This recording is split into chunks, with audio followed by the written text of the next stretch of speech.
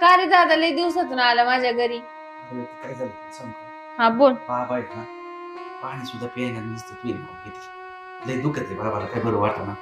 तेव्हा म्हणलं चला ताईला सांगून यावं. तू तर काय फोन का आता तर फोन बी उचली ना. आम्ही किती फोन केले ताई साहेब तुम्हाला, अहो, एक फोन तरी उचलायचा. अहो, नुसतं तुमचं नाव घेत असते सारखं. मी नाही येणार तिकडं, बघू नंतर.